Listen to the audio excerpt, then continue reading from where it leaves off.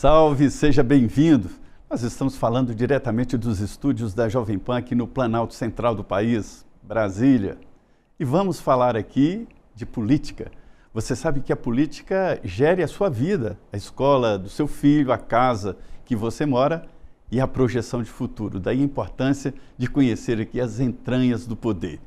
E nós estamos num momento muito tenso ali da política, né? Essa divisão ali entre Supremo Tribunal Federal e Congresso Nacional, mas sempre foi assim, as cotoveladas, as disputas de espaço, só que agora a coisa está muito mais forte, né? E para essa conversa, hoje aqui no Ponto Final, nós vamos falar com o senador Eduardo Girão, senador que tem uma grande participação nas articulações do Congresso Nacional. Senador, muito obrigado por estar aqui nos estúdios. Obrigado, Zé, uma honra. Obrigado, um abraço a todos que estão nos assistindo aí no Ponto Final. Uma honra estar aqui na Jovem Pan, batendo um papo com um jornalista ícone, admirado por todo mundo, que está ali sempre presente, né, pegando as notícias quentes e com muita credibilidade, Zé. Ô, senador, muito obrigado. Olha, isso não estava combinado, não. Senador, eu falei dessa relação entre Congresso e Supremo Tribunal Federal. Nunca foi uma relação tão tensa. Mas por que, senador? Me dizem ministros do Supremo, olha, a Constituição determina isso. Que Constituição? De cada um deles, ou a Constituição, a Carta Magna do Brasil de 88? Está muito claro ali para a gente, né? E até transcende um grupo de centro-direita, tem pessoas, senadores, inclusive, de outros espectros, que têm percebido, né, que não é de hoje, a gente tem visto isso, pelo menos desde que eu entrei em 2019, a gente percebe uma invasão de competência do Supremo Tribunal Federal, motivado por uma agenda política, ideológica, né, uma militância, o famoso ativismo. E eles querem legislar sobre aborto, né, o exemplo da atitude covarde do ministro Barroso, apagar das luzes. Ele deixou o voto dele, né? O voto virtual, queria votação virtual, uma coisa macabra mesmo, né? Eu entrei, inclusive, com um pedido de impeachment dele, há 2 anos atrás, porque ele fez palestra no exterior sobre o tema, né? E votou, né? Porque ele fez as drogas também da mesma forma da maconha. Peraí, senador, eu vou explicar aqui essa ideia.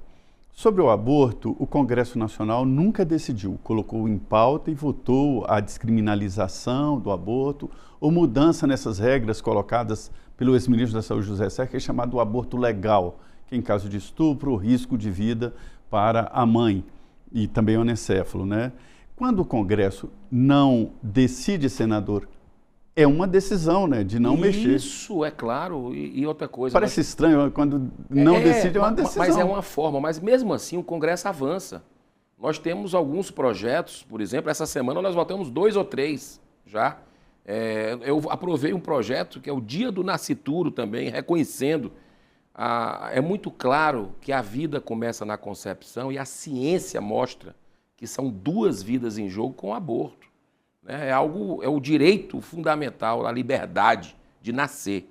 Então, o que a gente vê é um ativismo, muitas vezes impulsionado por ONGs internacionais. O bilionário George Soros, ele é um dos principais ferrenhos que investem pesado nisso, inclusive no Brasil, né?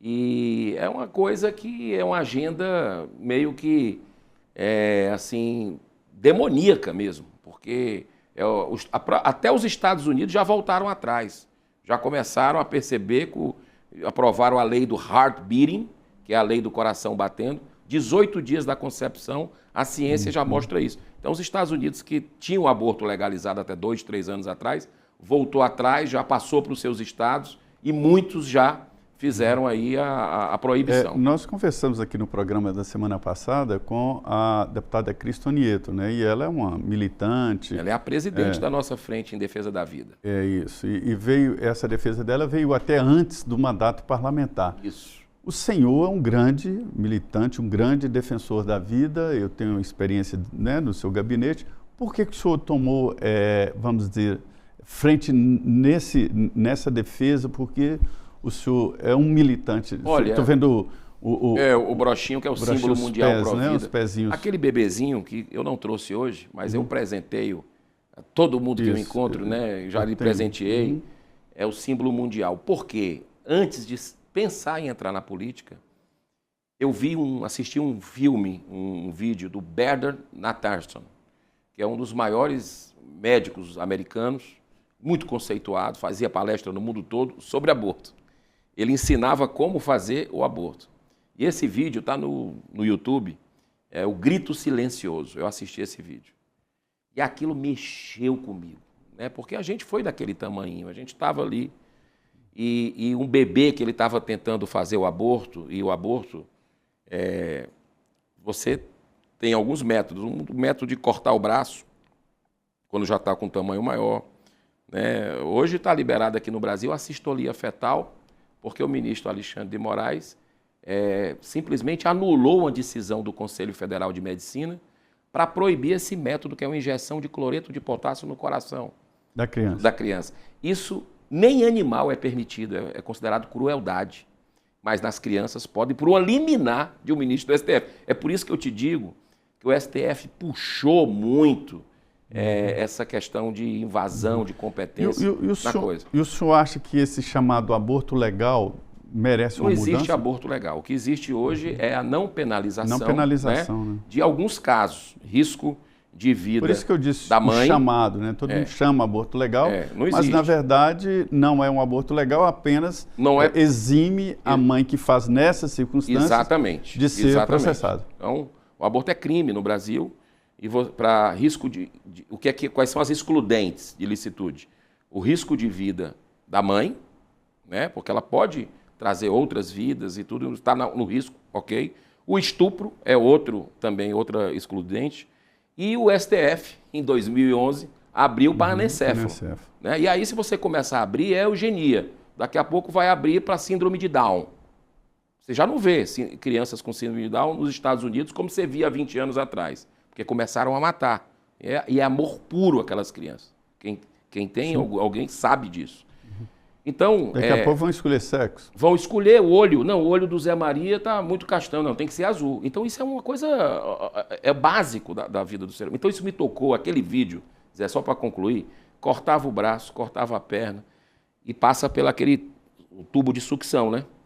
E aí, o bebê tentando ali na cabeça tem que espremer para passar, senão não passa. E o bebê tentando se defender dos instrumentos cortantes ali. Então aquilo me tocou. E o doutor Bernard Nathanson, naquele momento, fazendo para alunos da universidade, solta e diz, meu Deus do céu, o que é que eu estou fazendo? E ele começou a fazer o inverso, dar palestra no mundo todo pró-vida, dizendo. Isso há 20, 30 anos atrás. E aquilo me tocou e foi uma das pautas que eu deixei muito claro para os cearenses, que eu ia defender aqui, porque a gente sabe da ameaça. O Brasil é um dos poucos países onde o aborto não foi legalizado. O Brasil é símbolo internacional de resistência pró-vida. Né? E a gente sabe que a ameaça hoje, você está no Congresso sempre, a única ameaça que nós temos hoje é do STF.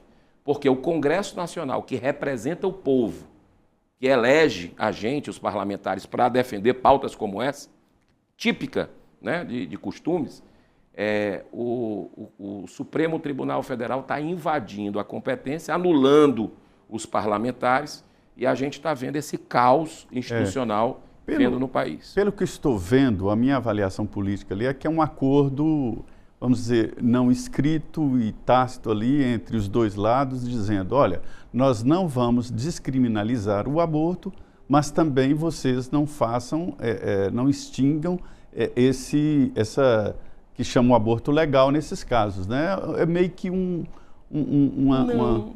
te digo assim, é uma agenda internacional que, graças à ciência, e graças a Deus a ciência tem avançado e mostrado, por exemplo, que as mulheres que praticam aborto, em relação às mulheres que não praticam, elas têm uma sequela de ordem psicológica, mental, física, emocional e física. Eu não estou nem falando da espiritual. Tá? Estou falando, a ciência pura já mostra isso. Índice maior de envolvimento com álcool e drogas, índice maior da mulher que faz em relação ao que não faz, de depressão, síndrome do pânico e até suicídio, que é a pandemia do momento. Então, é uma causa que são 2 vidas. E quando eu digo para você que o Brasil é pró-vida, você pode pesquisar. Todas essas pesquisas de opinião do Brasil, qualquer uma dessas empresas, você vai ver que tem ali 70%, 80% da população crescendo sempre contra a legalização do aborto. O que o STF está insistindo num caso desse, né, para beneficiar o quê? Né? Porque não faz sentido mais, não se sustenta na ciência a legalização do aborto. Senador, levando a pauta agora para o Congresso Nacional, o senhor está participando de um momento muito importante, que eu acho uma CPI, um momento importante, é quando o Congresso assume ali poderes do Executivo, do Judiciário, né, e do próprio Legislativo, Isso. porque depois da CPI aprova-se projetos para impedir aqueles crimes apurados, né? Então eu acho um momento muito importante. E nesse caso do INSS, é uma investigação importante porque atinge, vamos dizer, algo que é sagrado, né? Que é a aposentadoria. Nem estamos falando de altas aposentadorias. É a aposentadoria do trabalhador comum. E um roubo de 6 bilhões de reais, né? Até agora. Apurado até agora. Quando a gente puxar o consignado, vai deixar Petrolão e Mensalão no chinelo. Isso aí, segundo os consultores que a gente está trabalhando. Eu vou dizer uma coisa para você. Órfãs, viúvas, pensionistas, velhinhos, pessoas que precisam daquele dinheiro para comprar remédio, contribuíram a vida inteira, foram roubados. Mas não foram poucas, foram milhões de brasileiros. Por muito tempo. Por muito tempo. E a coisa explodiu, os descontos indevidos, está lá, não tem não é questão de politizar, tá? Eu sou muito técnico nessa hora. Explodiram no governo Lula. Coincidentemente, 2023 começou o governo Lula, começou a formar sociedade de um com o outro, né, de gente que estava no INSS, começou as associações a descontarem lotes muito gigantes, né, de uma lapada, 200 mil pessoas sendo descontadas, né, começou a se tirar travas de segurança que vinha do governo anterior, travas de segurança para revalidação, para tudo, MPs que nós votamos.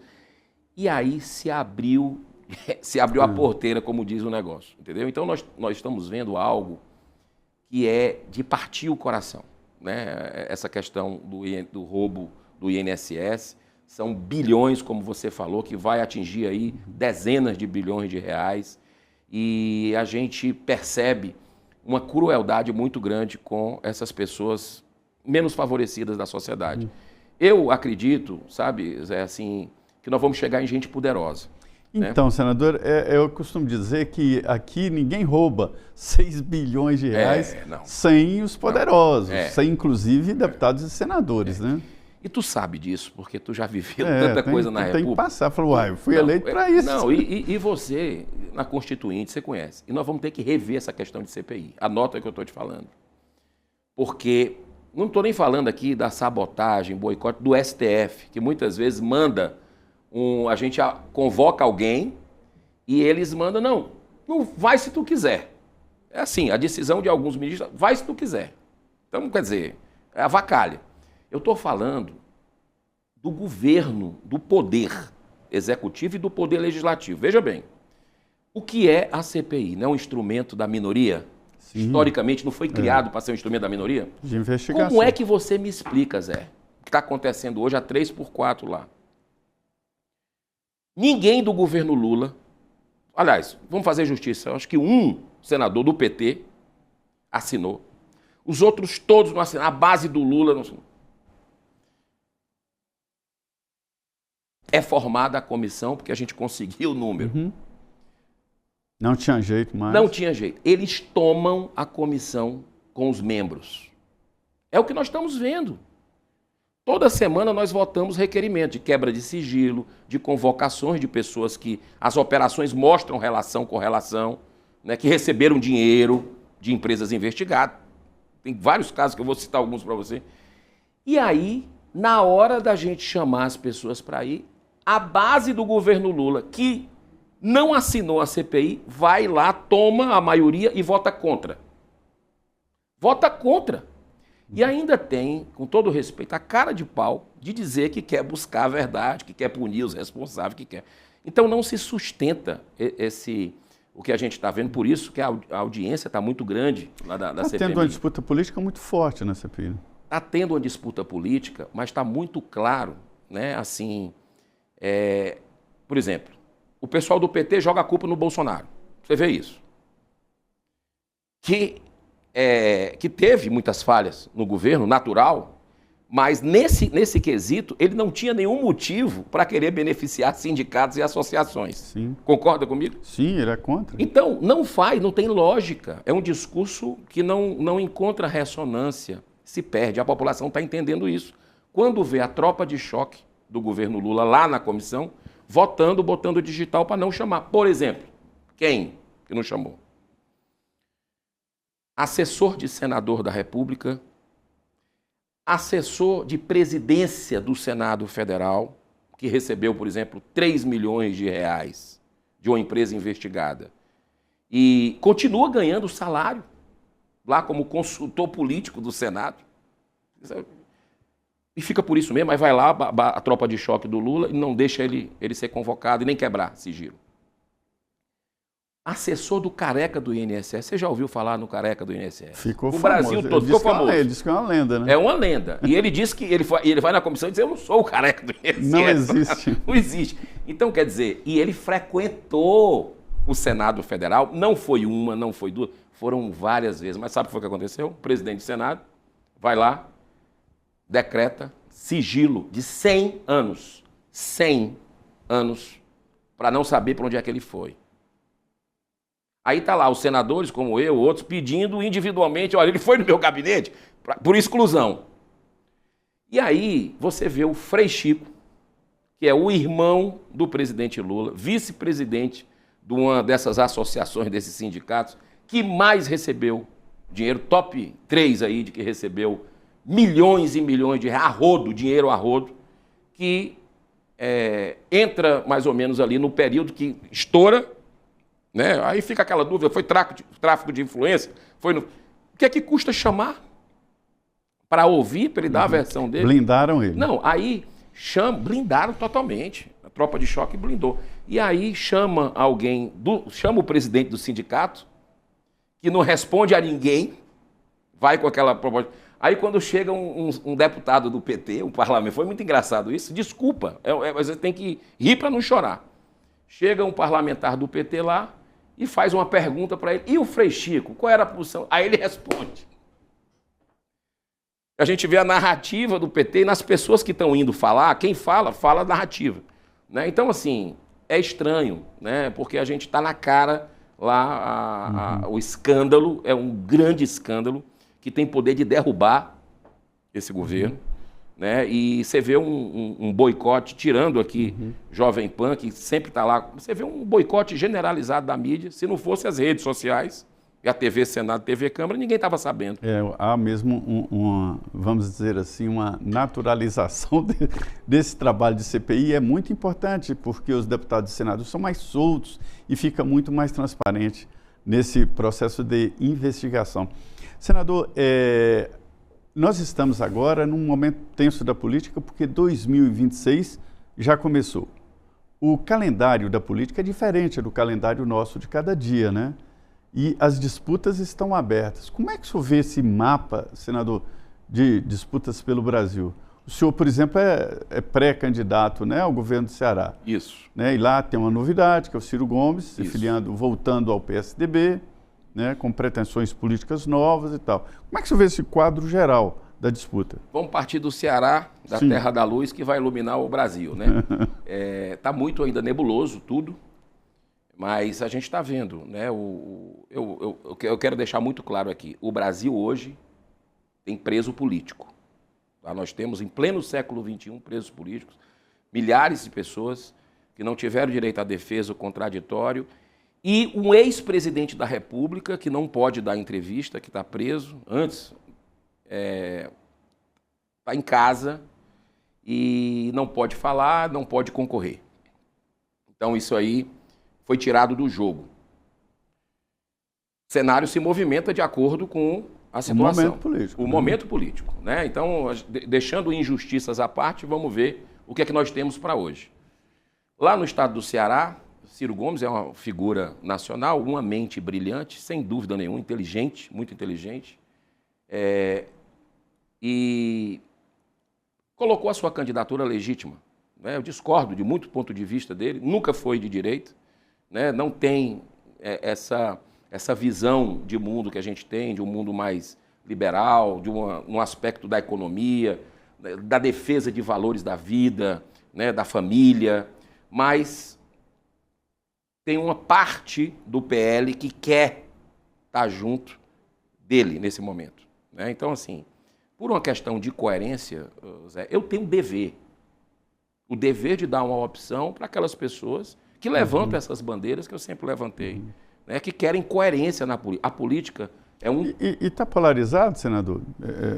Não, lá tem um PT, que é o governador, tem três, o Elmano. lá tem 3 frentes, né? Tem um PT, que é o governador, que é o Elmano. Tem essa possibilidade do Ciro ou do Roberto Cláudio. Eu acho que a jogada é ele colocar o Roberto Cláudio, que é o ex-prefeito de Fortaleza, que é um aliado político dele, também do espectro dele, que já teve a oportunidade, todos os dois já tiveram a oportunidade, estavam juntos com o PT até pouco tempo atrás. Né?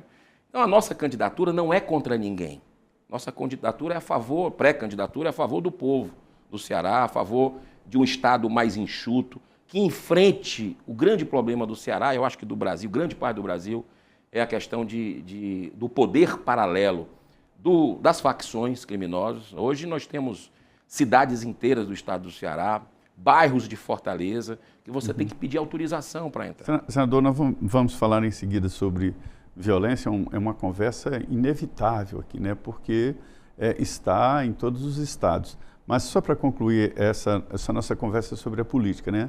Aí a gente vê a mesma polarização em Minas Gerais, em São Paulo também vai acontecer isso, no Rio de Janeiro e tal. E aí, senador, como é que é esse jogo sem o ex-presidente Jair Bolsonaro? Eu vejo que política tem que ter três bases. Integridade, coragem e coerência. Sem isso aqui, cai. Qualquer um desses cai. Então, eu vejo nomes importantes da política brasileira surgindo. Né? Inevitável. Eu estou vendo também. Você vê um governador de São Paulo, ponderado, que está entregando resultado, está vendo.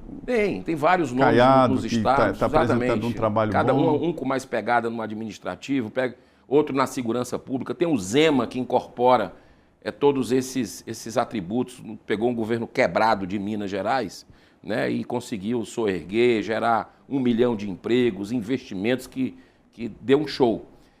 Nós temos bons nomes. Agora, eu acredito que o centro-direita, o espectro que eu me encaixo, precisa dialogar e conversar com base na coerência.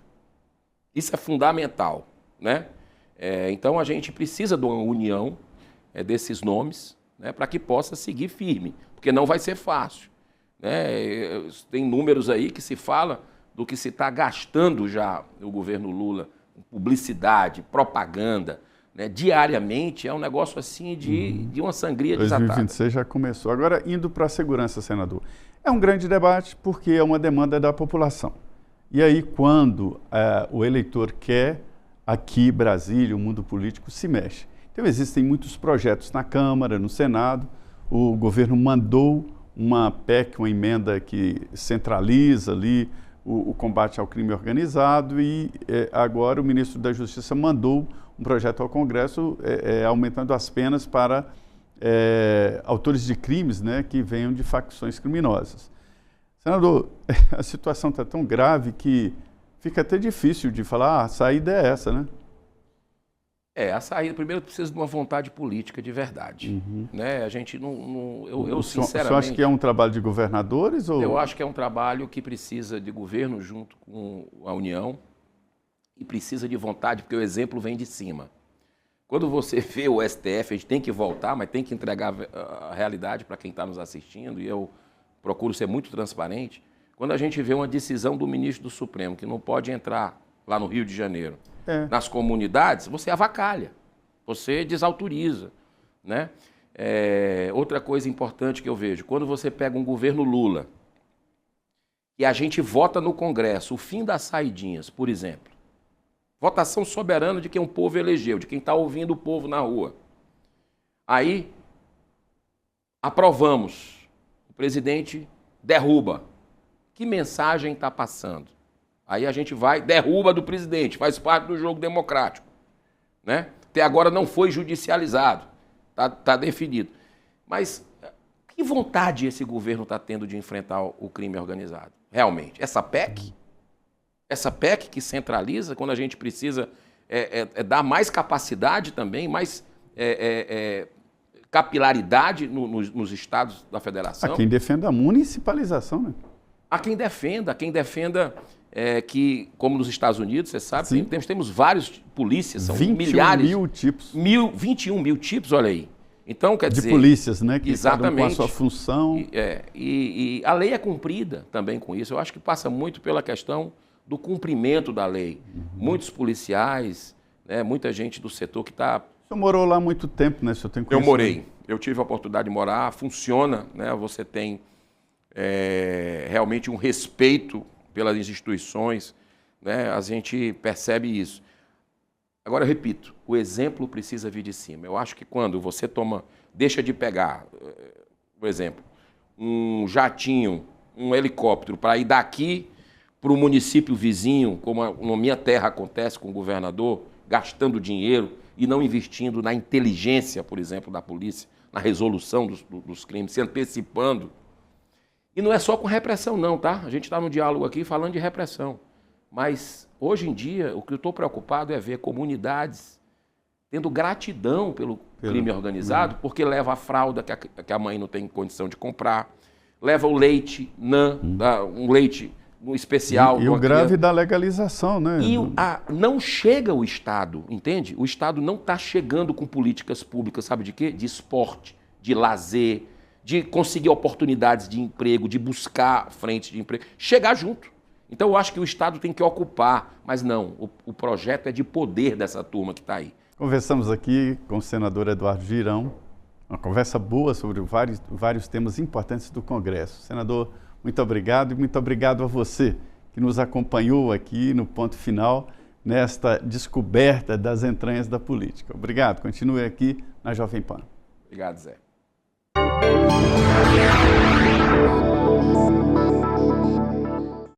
A opinião dos nossos comentaristas não reflete necessariamente a opinião do Grupo Jovem Pan de Comunicação. Realização Jovem Pan.